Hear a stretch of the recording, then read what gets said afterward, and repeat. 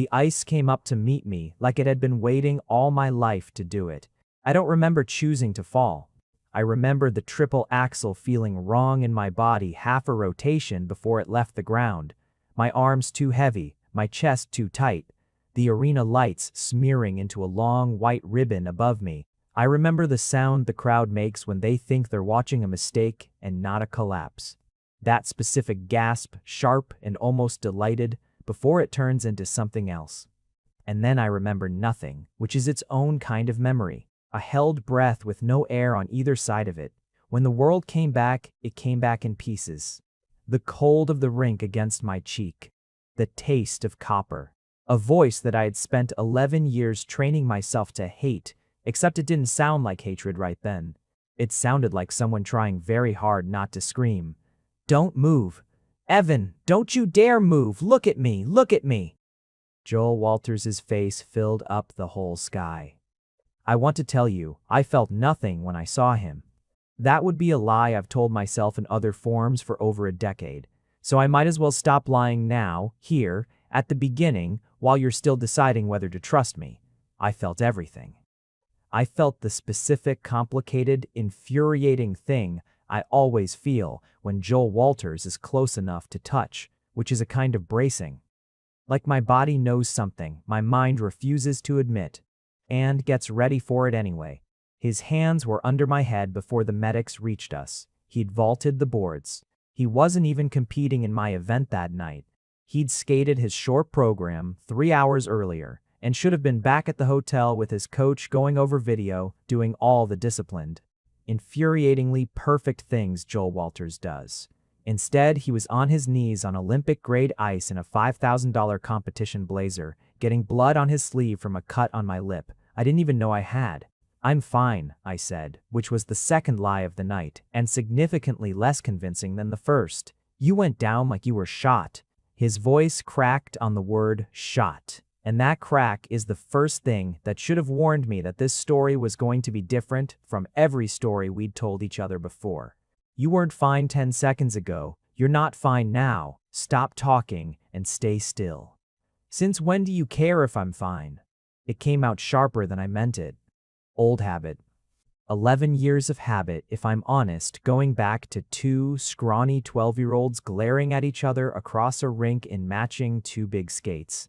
Both of us already convinced the other one was the reason we couldn't be the best in the room. We built a whole architecture out of that conviction. Press conferences where we answered every question about the other through gritted, photogenic teeth. Magazine spreads that called us the rivalry, like it was a proper noun, like it deserved capital letters more than either of our actual names did. A decade of trying to outscore, outlast, and outshine a boy who grew into a man with shoulders like a doorframe and a jaw you could set a level against. And who looked at me right now like I'd done something unforgivable by hitting the ice. "Since always," he said low, like it cost him something to admit it out loud in front of the medics jogging toward us, the cameras already swinging our direction, the whole bright, hungry machine of competitive figure skating turning to feed on this. "Since always, Quinn. Don't act like you don't know that." I didn't have an answer for that.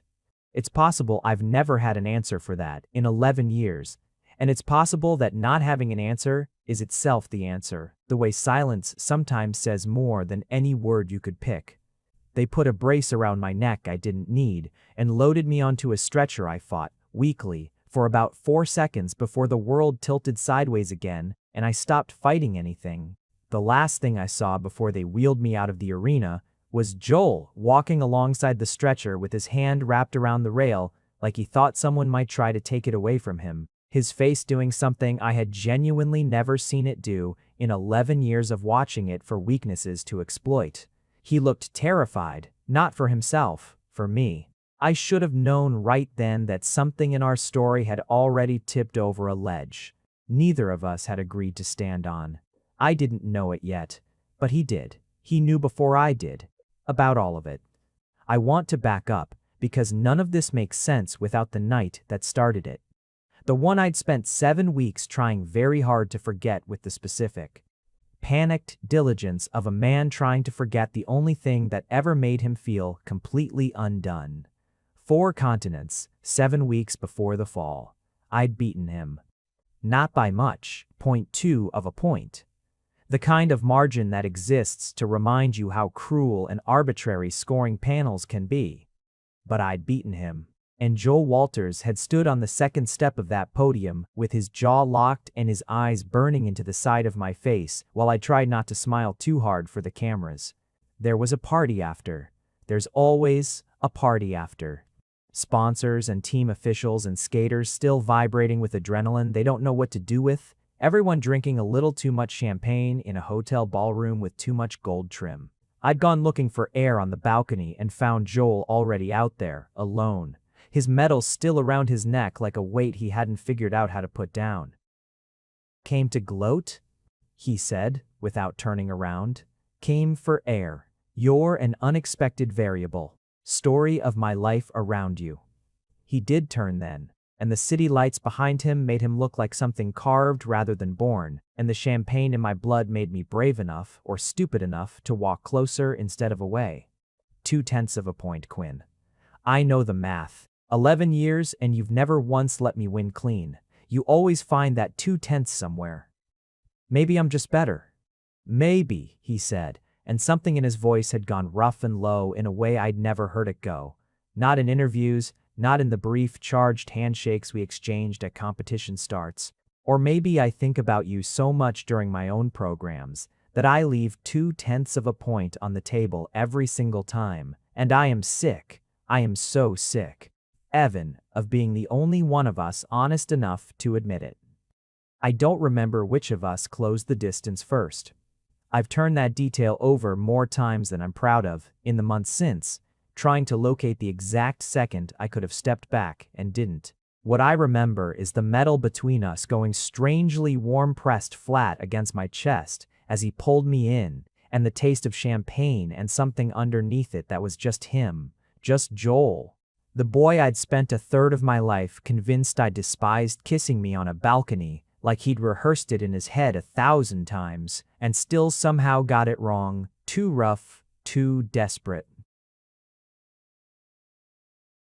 We didn't talk about it after.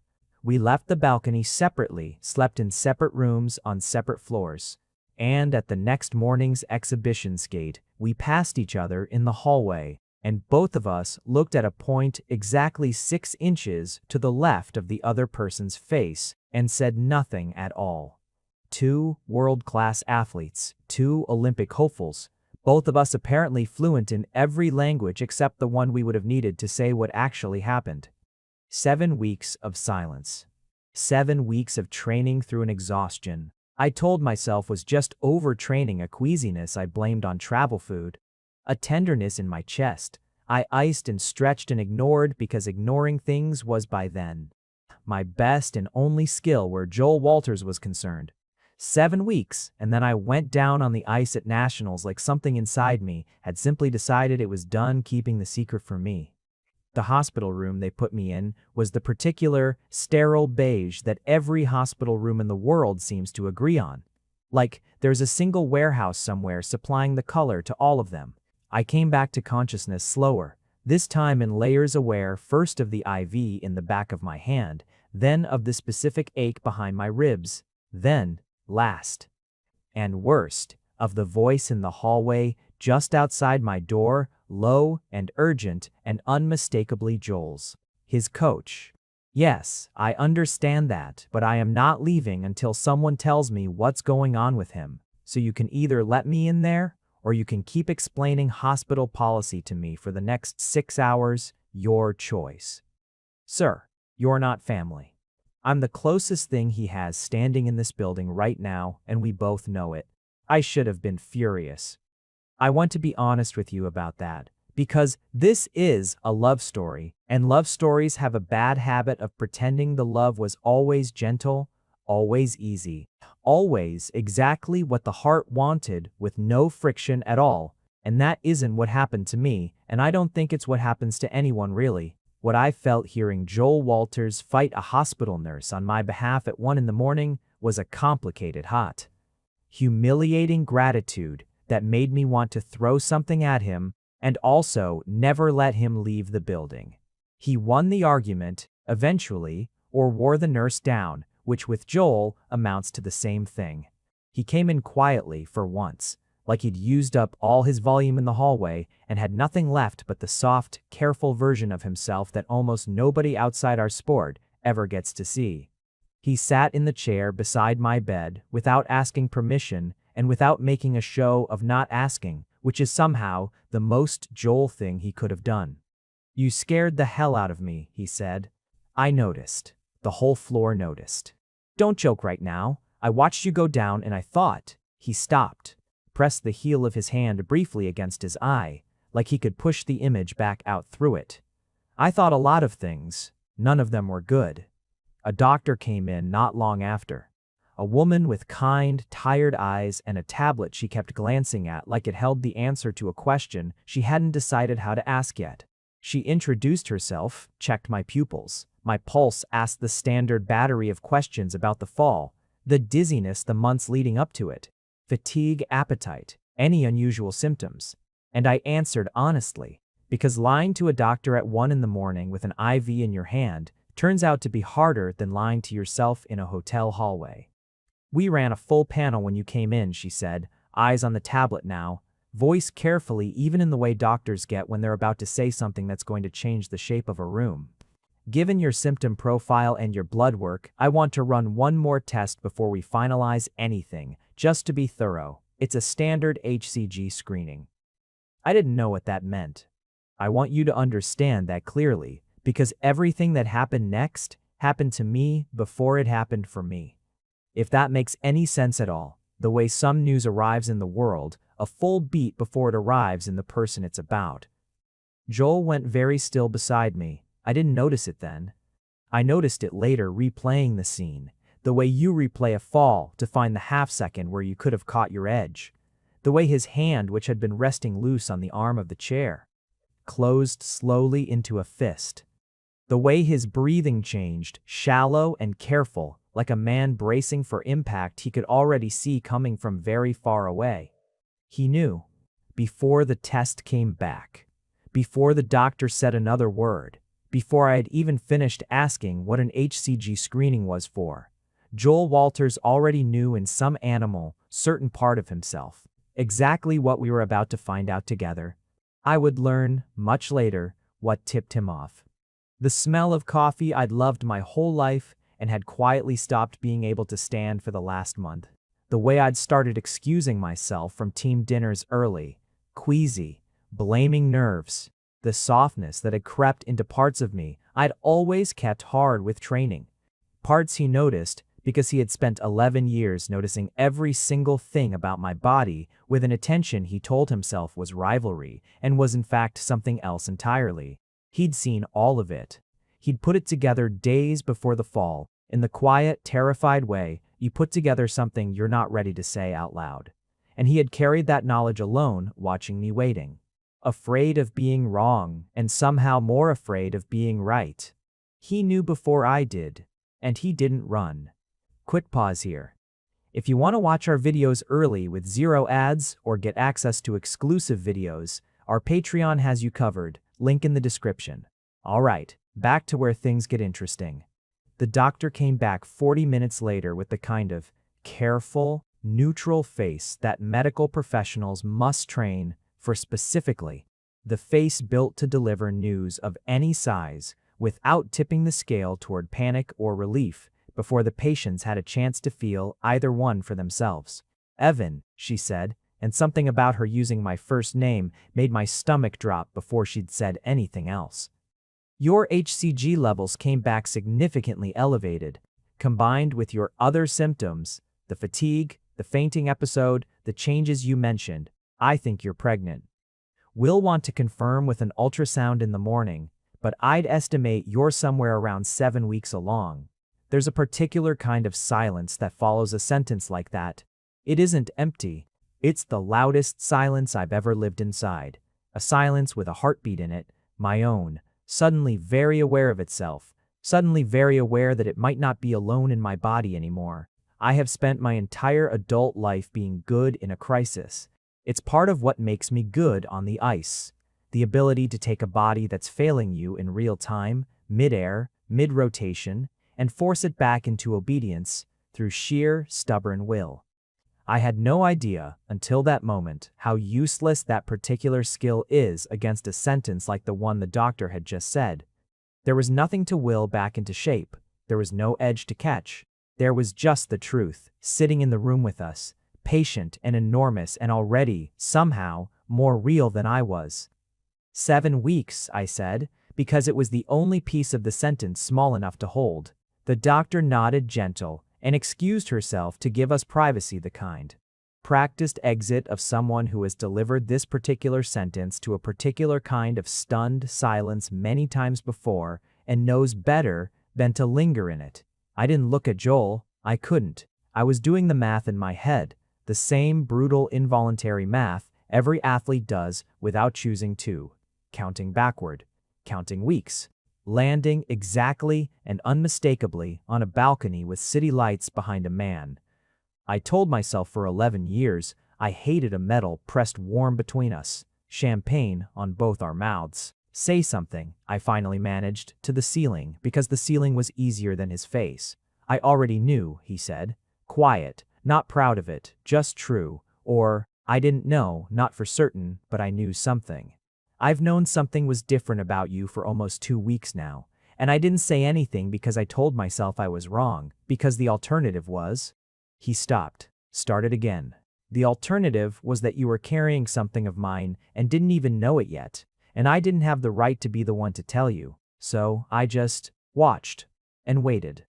And I am so sorry that you found out the way you just found out on a hospital bed, with a stranger using the word elevated like it was a lab result and not the entire rest of your life rearranging itself. I turned my head, finally, and looked at him.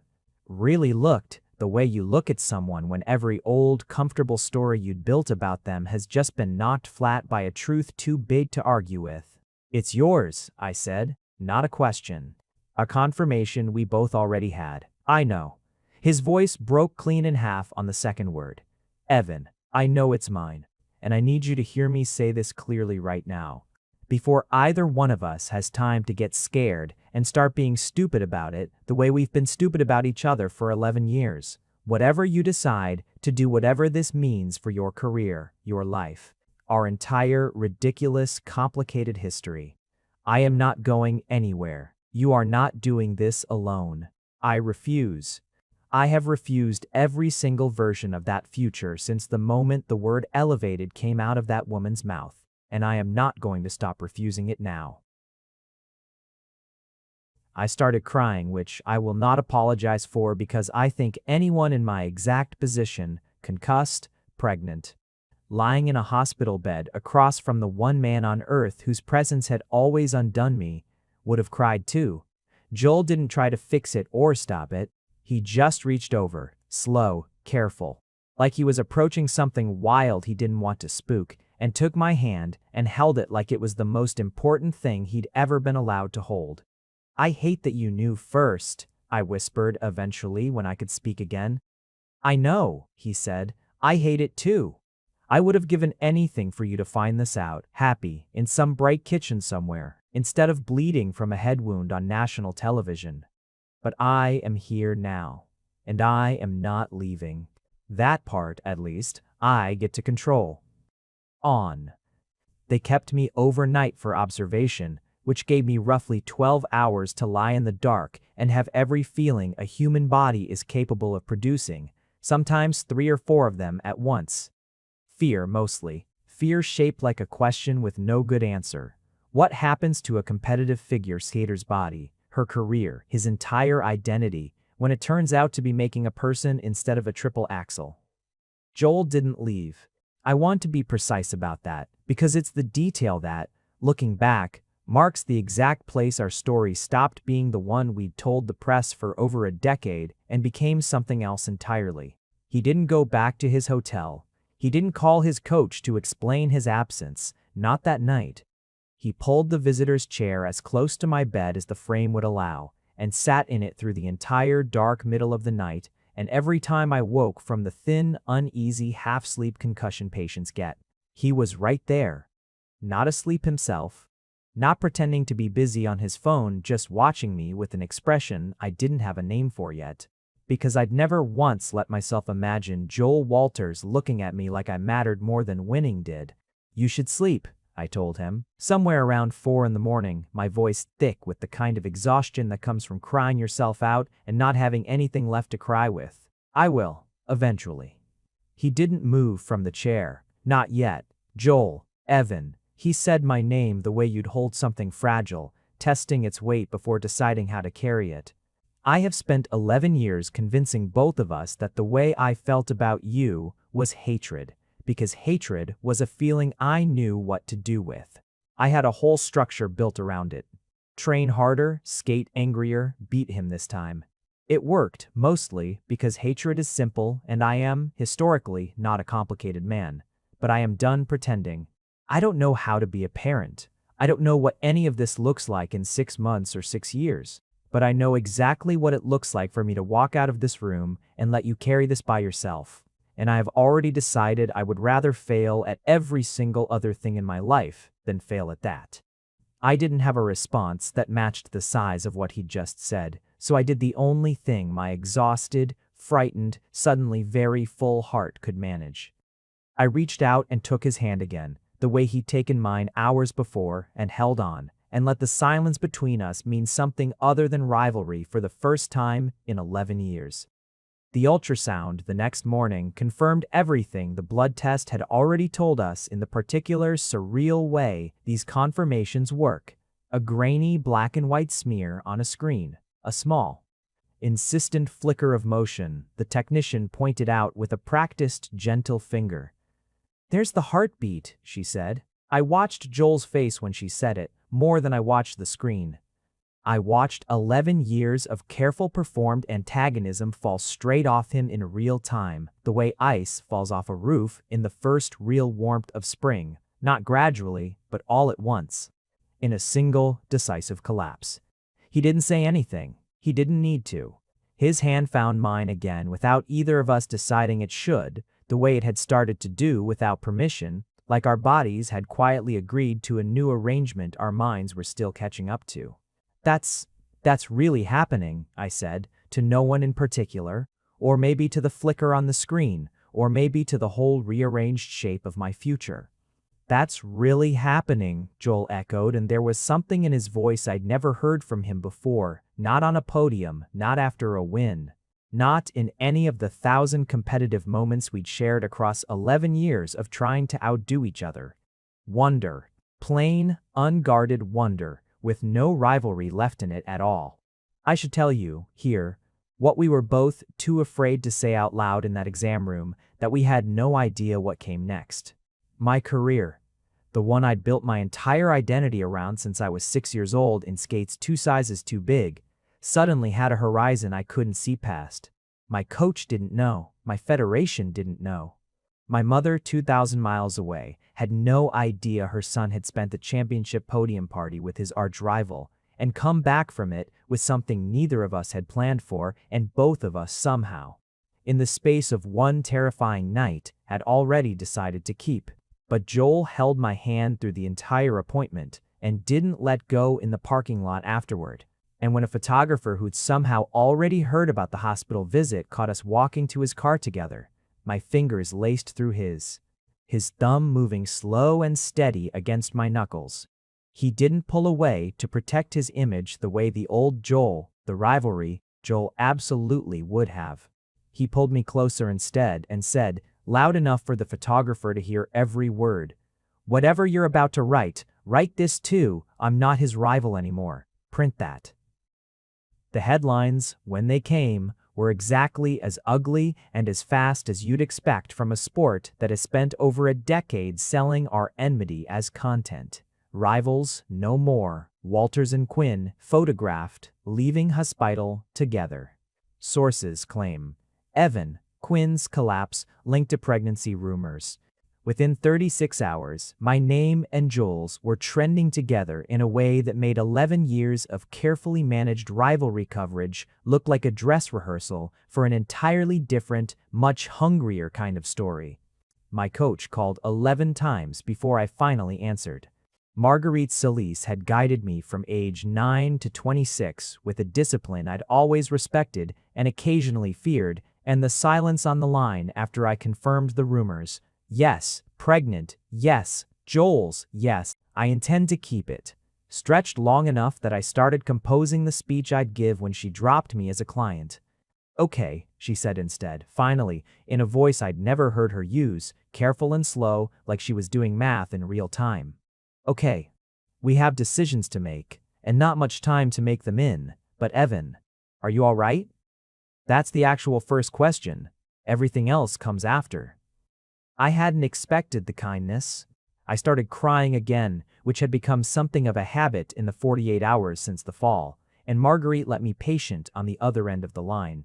Before we moved into the harder conversation about training modifications and competition withdrawals, and the Federation officials who would absolutely have opinions about an athlete's pregnancy that had nothing to do with athletics and everything to do with optics, Joel's situation, when he finally called his own coach, went considerably worse. I wasn't on the call, but I heard his half of it from the next room of the apartment he'd more or less moved into without either of us formally discussing it, a development I'd noticed and decided, for the moment, not to examine too closely the way you don't examine a warm room too closely for fear of finding the door. His voice, normally so controlled, climbed steadily through the conversation until it cracked open entirely. I don't care what the sponsors think, he said, sharp enough to carry through the wall. I don't care what story this messes up for them. He is not a liability. He is the father of he is carrying my child, and if Heitman Sports wants to pull their endorsement over that, then they can pull it. Because I am not choosing a shoe contract over him. I have made worse trades for less in my life, and I am done making them. He came back into the kitchen afterward looking like a man who'd just set something on fire and didn't regret it, breathing hard, jaw tight. You didn't have to do that, I said. I did, actually. He dropped into the chair across from me, some of the fire going out of him, leaving behind something more tired and more honest. I spent 11 years building a career on being the guy who never let anything rattle him. Turns out the thing that finally rattles me is watching people talk about you, about us, about this baby, like it's a scandal to be managed, instead of the best thing that's ever happened to either of us. So yeah, I said it, and I'd say it again. The best thing that's ever happened to either of us. I turned the words over, testing them, the way you test ice before you trust your full weight to it. 6 weeks ago, you were calling me an arrogant, overscored fraud on a podium in front of 40 cameras. 6 weeks ago, I was an idiot. He reached across the table, careful, and laid his hand open on the surface, palm up, an invitation rather than a demand. I've had some time to reconsider my position. I put my hand in his. It was becoming, I noticed, the easiest decision I made all day. Not everyone reconsidered their position so gracefully. My federation's response came through official channels first. A carefully worded statement about supporting athletes through personal life transitions, the kind of sentence built entirely out of plausible deniability.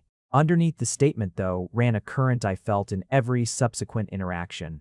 A tightening, a coolness. A series of postponed meetings about my Olympic eligibility that never quite materialized into a real conversation, because nobody wanted to be the one to say out loud what they were clearly all thinking, which was that a visibly pregnant athlete made for complicated television. Worse, in some ways, was Trent Okafor. Trent had skated pairs with me for 2 seasons before a partnership dispute split us apart, badly enough that I'd spent the better part of 3 years assuming the worst of his motives in every room we shared. He resurfaced now with a media appearance I hadn't authorized and wouldn't have agreed to in 100 years, sitting across from a sports network host with his most concerned, most reasonable face on. I love Evan, I do, he said, and I watched the clip with my stomach in my throat, Joel's arm tight around my shoulders on the couch beside me. But I have to be honest. I think this is exactly the kind of distraction that derails careers, and I worry that Joel, frankly, is the kind of competitor who'd use any leverage available to him. I'm not saying that's what happened. I'm just saying it's worth asking the question. The implication sat there ugly and unmistakable, dressed up in concern, that Joel had somehow engineered this, that I was a victim of his ambition, rather than an equal participant in a choice we'd both made, first on a balcony and then far more deliberately every day since the hospital. Joel went very quiet watching it, the particular dangerous quiet that I'd learned over the past several weeks meant something underneath him was working very hard to stay controlled. "I want to call him," he said finally, flat. "Don't. Evan, he just told 4 million people that I'm using you." "I know what he said. I was sitting right here." I took the remote from his hand, more to have something to hold on to than because I particularly needed to turn off the television. "But if you call him and lose it on camera or off camera in any way that ends up in another headline, that's the story, not the truth. The story they want. Angry rival proves he's exactly the kind of man Trent said he was. Don't give them that gift." Joel exhaled, long and slow, the fight draining visibly out of his shoulders. "When did you get so reasonable?" "Around the time I found out I was pregnant with your child and realized I didn't have the luxury of being reckless anymore." I said it lightly, but it landed heavier than I meant it to, and Joel's face shifted, something soft and a little stricken crossing it. "I'm sorry," he said, "that this is the world you're navigating right now. That instead of just getting to be happy about this, and I am happy, I need you to know that under all of it, I am so happy. You've also got to manage every idiot with a microphone and an old grudge. I know you're sorry." I leaned into his side, let his arm tighten around me again, let myself for one unguarded moment simply exist inside the relief of being held by someone who'd already proven repeatedly that he meant it when he said he wasn't leaving. "But you should also know, I'm not actually scared of Trent. I've survived worse press than him. I'm scared of other things." "Tell me." "I'm scared I won't know how to do this." The confession came out smaller than I intended, more honest than I'd planned to be that early in the evening. I've spent my whole life training to be the best at one very specific, very narrow thing. I don't know how to be, whatever this requires. A parent, someone's whole world. What if I'm good at axles and nothing else? Joel turned, slow, and tipped my chin up with 2 careful fingers until I was looking at him instead of the dark television screen. "You held my hand through an ultrasound and didn't flinch once," he said. "You've spent the last 2 weeks fielding garbage from a sport that has never once made room for someone like you, and you're still standing still funny. Still exactly as stubborn as you were the day I met you when you were 11 years old and told me completely seriously that you were going to beat me someday even though you'd never landed a clean double axle in your life. You landed it 3 months later, by the way. I never told you I was there for that." "I was." "You were?"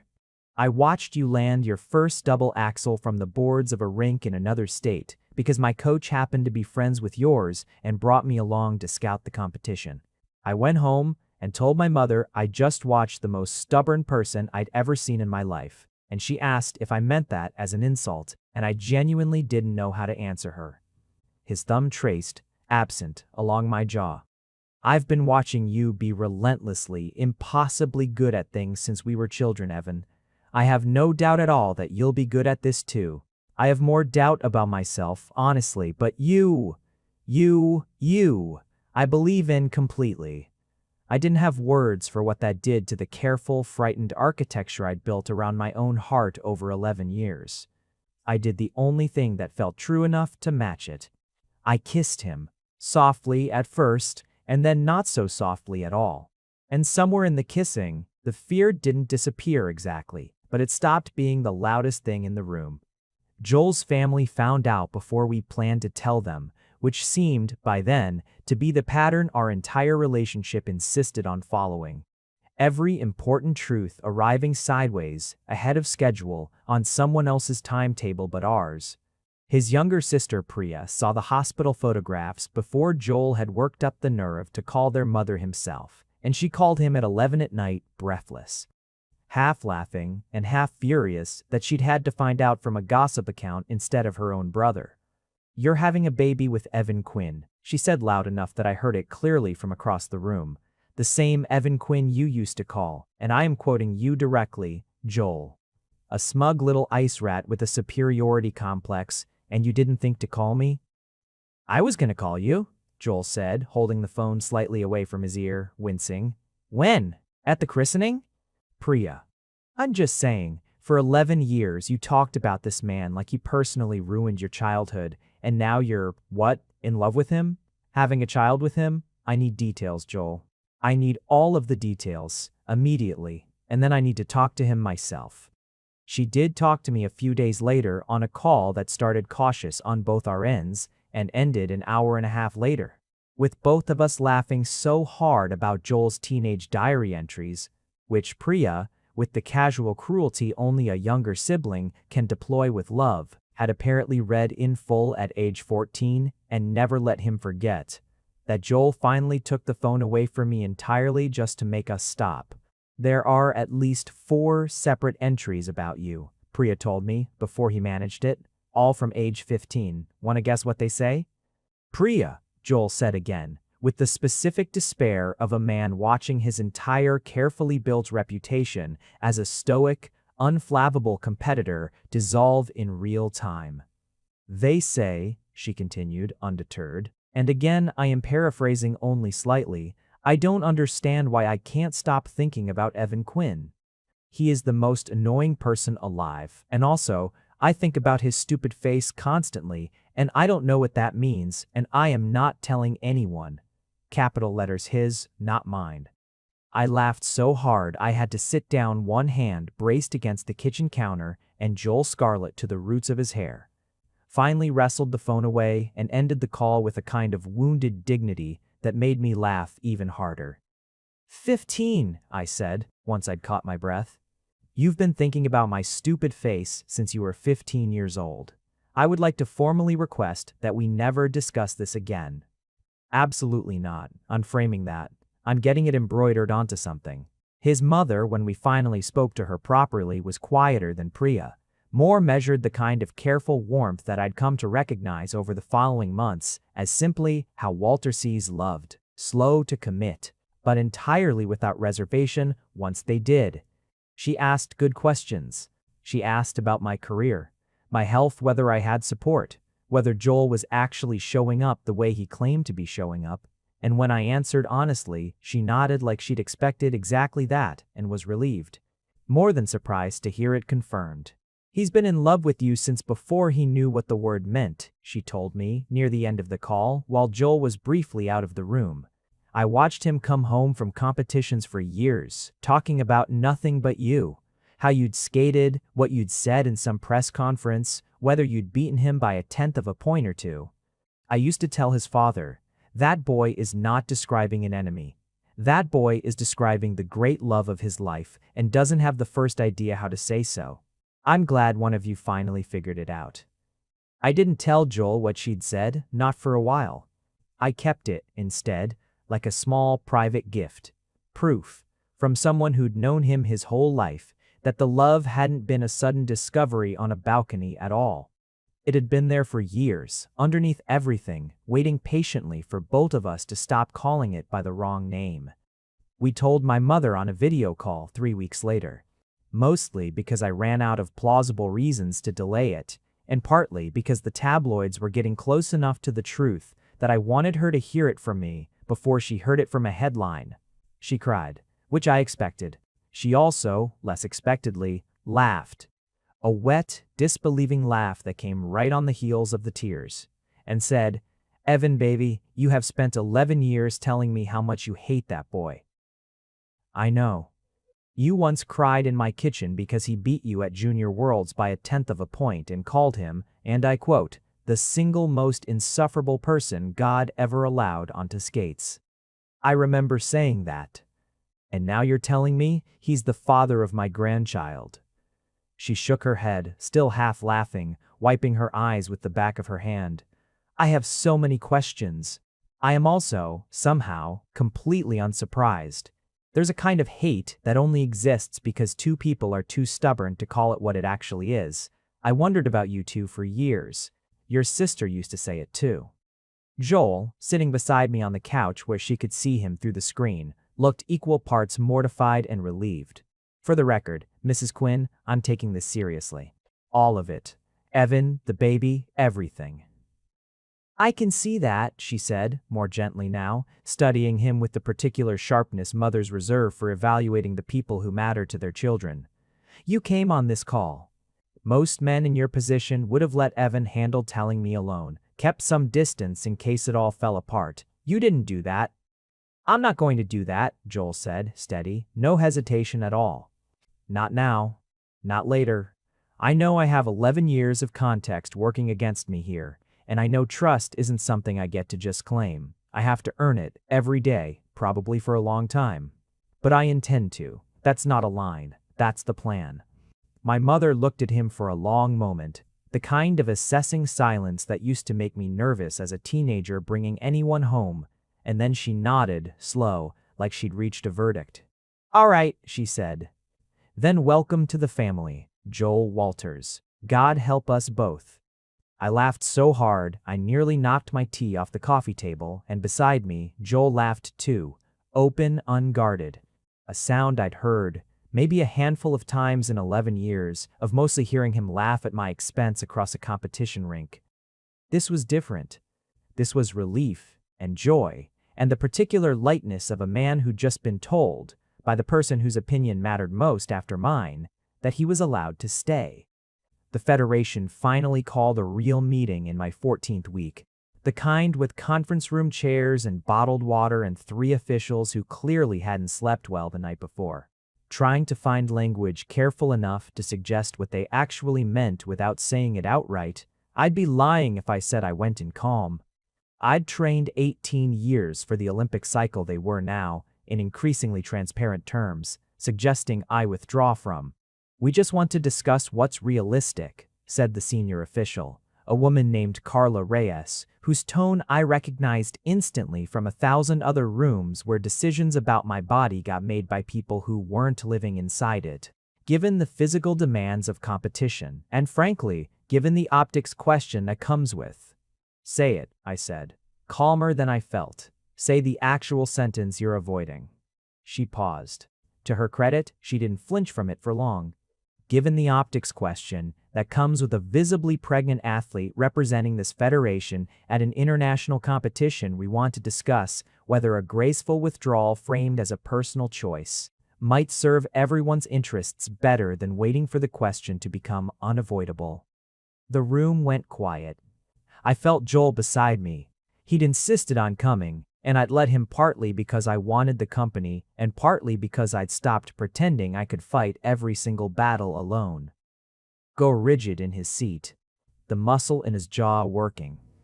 I appreciate the honesty, I said before he could speak, because this was my fight first and I needed it to stay that way. Here's mine in return. I am not going to frame a forced withdrawal as a personal choice to protect this federation's optics. If you want to remove me from consideration, you can do that, though I'd encourage you to think very hard about how that decision looks in 6 months, when the same press currently sniffing around my pregnancy starts asking why a healthy athlete with no medical disqualification got quietly pushed out the moment her body changed shape.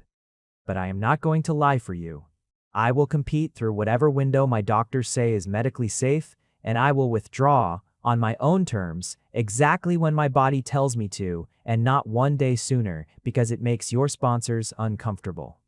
Carla Reyes studied me for a long moment, something shifting behind her careful, professional face. That's a bold position to take, Mr. Quinn. I've had a bold position my whole career. It's mostly what got me here. She looked, briefly, at Joel, who hadn't said a single word, his hand resting steady on my knee under the table, present but deliberately silent, letting this be mine. We'll take that under advisement, she said, finally, which wasn't a victory exactly, but wasn't the door closing either. It was a door left ajar which, I was learning in this entire strange, frightening, unexpectedly hopeful season of my life, was usually all you actually needed. I made it to week 19 before my body finally, gently, insisted on the conversation I'd been postponing with myself. It happened on an ordinary Tuesday afternoon training. A simplified program Marguerite and I had built together for a smaller exhibition event. Nothing with rotations, nothing that risked a fall. Just footwork and spins and the particular grace I'd built my whole identity around since childhood. I was midway through a layback spin when the cramp hit low and sharp, and I came off the ice faster than I'd moved in months. Scared in a way that had nothing to do with falling and everything to do with the small, fierce, entirely unexpected love I'd developed for the flicker of motion I'd watched on an ultrasound screen 4 months earlier. Joel got the call from Marguerite before I'd even made it to the hospital, and by the time they wheeled me into an exam room, he was already there. Having broken some kind of personal land speed record across the city, his face white with a fear that mirrored my own exactly. "Talk to me," he said, gripping my hand so tight it almost hurt, almost grounding in how much it hurt. "Evan, talk to me. What's happening?" "I don't know. It hurt, and I got scared, and My voice gave out. I'd been so careful, so disciplined, so determined to prove I could carry both this pregnancy and an athletic career without sacrificing either. And in that moment, all the discipline in the world felt like nothing against the raw, animal fear of losing something I hadn't even let myself admit out loud how much I already loved. "It's going to be okay," Joel said, and I could hear, underneath the steadiness he was forcing into his voice for my benefit, his own fear running just as hot as mine. "Whatever happens in the next few minutes, you are not facing it without me. I promised you that in a hospital room 4 months ago, and I am promising it to you again right now." The doctor who came in was unfamiliar, brisk, and competent, and the ultrasound she performed felt this time like the longest few minutes of my entire life, longer than any free skate. Longer than any wait for scores to post on a board that would decide a season's worth of training. Joel held my hand so tight I could feel his pulse hammering against my palm, both of us silent, both of us watching the screen like it held the only truth that had ever mattered. "There," the doctor said, finally, and turned the monitor so we could both see. "Strong heartbeat. Baby's fine. This is a fairly common scare around this stage, especially with the kind of physical training regimen you've described. I'd recommend scaling back significantly from here, but there's no indication of anything seriously wrong." I started crying before she'd even finished the sentence, the relief hitting so hard and so fast, it came out sounding almost like grief, and Joel, who I had watched stay dry-eyed through losses that would have broken lesser competitors who had built an entire public persona out of being unshakable, put his face against my shoulder and cried too openly. No performance left in him at all. "I love you," he said, into my shoulder, muffled and rough and entirely unplanned, the words arriving 4 months late and exactly on time all at once. "I love you, Evan." I should have said it the night on the balcony. I should have said it every single day since. I've loved you for so long. I built a whole career out of pretending I didn't, and I am done pretending right now in this room. With this terrible fluorescent lighting, and this doctor standing right there as a witness. I love you, and I love this baby, and I am not spending one more day of this pregnancy without saying that out loud. I laughed, wet and disbelieving, my hand finding the back of his neck, pulling his face up from my shoulder so I could actually look at him when I said it back. "I love you too." I think I have for years. I just spent most of those years calling it something else because the truth scared me more than losing did. And now? Now, I'm not scared of it at all. I kissed him, slow and certain, 4 months of careful, terrified, growing love finally given somewhere honest to land. Now I think it might be the only thing in my entire life I've ever been completely sure about. There was one competition, in my 24th week, that I almost didn't attend. Joel had a Grand Prix event he refused to withdraw from. We'd agreed after long, careful conversation that he should keep competing as long as it made sense for him. That one of us stepping fully away from the sport that had built us both didn't need to mean both of us did, and I told him the morning he left for the rink that I'd be there in the stands, no question about it, even though by then I'd started to feel the particular public vulnerability of being visibly pregnant in a sport that had spent 11 years photographing my body for a living. I went anyway. I sat in the family section in a coat too big to hide much of anything and felt every camera in the arena swing toward me at some point during the broadcast, and made myself stay still and proud instead of folding in on myself the way some old, frightened part of me wanted to. Joel skated the best free program of his career that night. I knew, watching him, exactly what he was doing with it because I'd spent 11 years learning to read every angle of his body on the ice, the way other people read sentences. He wasn't skating against anyone in that arena. He wasn't even really skating for the judges, for all that their scores would matter to the broadcast and the standings. He was skating for the family section for one particular seat in it, and when he found the landing on a quad that had given him trouble all season, clean, full rotation-controlled exit, the kind of jump that makes the whole building exhale at once. He didn't look at the judges' panel first. He looked straight at me. I cried right there in the stands, unguarded, in front of every camera that had ever made me feel like my body was public property instead of mine. Because for the first time in 11 years of watching Joel Walters skate, I understood completely and without doubt exactly who he was doing it for. He won. Of course he won. He'd been building toward that program for a decade, without either of us realizing what it had actually been for. When the broadcast cut to him afterward, Mike in his face, breathless, sweat-soaked, grinning in a way the commentators clearly hadn't braced themselves for, the first thing out of his mouth wasn't about the technical score or the standings or his Olympic qualification path. "My partner's in the stands," he said, scanning the crowd until he found me carrying our daughter, and he came tonight even though he didn't have to, even though it would have been easier to stay home and avoid every camera in this building. That program was for both of them. It's been for both of them the whole season, honestly, whether I admitted that to myself or not. The commentators didn't entirely know what to do with that. Neither, for a moment, did I. Sitting there with tears running freely down my face, surrounded by strangers who'd all just watched my entire private heart get narrated live on international television. But Joel found me in the crowd before security could even clear a path, vaulted the same boards he'd vaulted the night I fell, and pulled me into a hug that lifted me half off my feet, careful of the space between us where our daughter was already even then making her presence unmistakably known. "You came," he said, into my hair, like he still couldn't quite believe it. "I told you I would." "I know.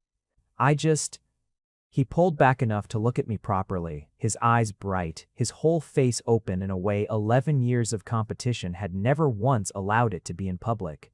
"I spent so many years skating angry at you, Evan. Tonight I finally got to skate happy because of you. I don't think I knew, until I felt the difference, how much better the second one is." We scaled back after that. Not all the way. Because withdrawing entirely from a sport I'd built my whole identity around for 20 years, turned out to be a grief I wasn't ready to process on top of everything else, but enough. I withdrew from the international competition calendar with a public statement that didn't apologize for anything, framed not as a graceful retreat, but as a choice, made on my terms, exactly as I'd told Carla Reyes it would be. Joel withdrew from one major competition himself against his coach's loud objections to be present for an appointment he refused to miss, and when a reporter asked him afterward whether the sacrifice was worth it, he didn't hesitate for even a second. "There's no version of my career worth missing this for," he said. "I spent 11 years thinking the most important thing I could win was a medal. I was wrong. The most important thing I've ever won is sitting at home right now, 26 weeks pregnant, probably annoyed that I'm standing here answering this question instead of bringing home the soup he asked for." That clip went everywhere predictably, and the tone of the coverage around us shifted with it. Not entirely, not all at once, because cruelty has more stamina than kindness in most public conversations. But enough that the headlines stopped calling it a scandal and started slowly calling it a love story instead, which it had been the entire time underneath everything else. Trent never apologized publicly, though he sent me a private, halfway decent message a few months later that I chose, eventually, to accept in the spirit it was probably intended. My federation in the end didn't push me out, partly because Marguerite fought for me harder than I think I'll ever fully know, and partly, I suspect, because the public mood had turned in a direction that made pushing me out look considerably worse than letting me stay. Joel moved his things fully into my apartment in my 7th month, an event that involved far more boxes of skating medals than either of us expected, and a long laughing argument about whose trophies got the better shelf, which felt somehow like the most natural argument in the world for us to be having. Old rivalry repurposed into something domestic and warm and entirely ours. We painted a small room down the hall, a soft, undecided green, neither of us willing to commit to a single shade. Both of us standing in the doorway most evenings just looking at the empty space like it already held something precious, which in every way that mattered, it already did. I went into labor on a Thursday, which felt by then almost funny. After everything, after the fall, and the fear, and the fights with federations and family, and old rivals turned reluctant allies. The actual day arrived, with none of the drama I'd half expected, just a low ache that built slow and certain into something undeniable, and Joel's hands shaking as he packed a bag we'd had ready for weeks, and his voice trying so hard to stay calm. Cracking anyway on the word okay, we've got this, you've got this. The hours that followed are not, I think, mine to put fully into words for you here. Some things belong only to the people who lived them, kept close and private and entirely unrepeatable. What I can tell you is that Joel never once let go of my hand, not for the whole of it, not even when his own knuckles went white with how hard I was gripping back. What I can tell you is that he cried again, the way he had in that exam room months earlier, openly and without performance, the moment our daughter's first cry filled the room. What I can tell you is that he looked at her, this small, furious, brand new person, red-faced and impossibly loud. And then he looked at me, and the expression on his face was one I will spend the rest of my life trying and failing to fully describe, because no word I have feels large enough for it. "She's ours," he said, like he still couldn't quite believe the math of it. 11 years of rivalry resolving into this one small, perfect fact. "She's ours," I agreed, and reached for both of them at once, my daughter and the man who'd refused, from the very first hour he'd known, to let me face any of it alone. We named her Marlo after no one in particular, just a word that felt strong and soft at the same time, which seemed right for a child who'd arrived in the middle of 2 careers and one very loud, very public, very unlikely love story. I went back to the ice eventually though, not the way I once had. Coaching mostly alongside Marguerite, shaping the same kind of stubborn, hungry young skaters I'd once been myself. Watching them chase the same dreams I'd chased for 2 decades before life handed me a different, better one. Joel competed 2 more seasons, and I watched every single program from the boards with Marlo on my hip, and when he finally formally retired. He did it with his daughter's small hand wrapped around his finger at the press conference, and told the assembled reporters with the particular unguarded honesty he'd learned somewhere over the course of 1 very long year, that the best thing competitive skating had ever given him wasn't a medal, it was his rival, who became somewhere along the way that neither of us fully planned, and both of us will be grateful for as long as we live, the person he refused to let face anything alone, and who, in turn, became the person he never had to face anything alone with again. 11 years of rivalry, it turns out, was never really about the ice at all. It was the longest, most stubborn, most roundabout way 2 people have ever found to fall in love.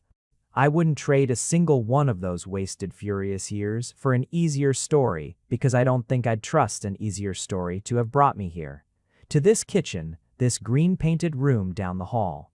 This man who found out before I did, and decided in the very same breath that whatever came next, he was staying. He stayed.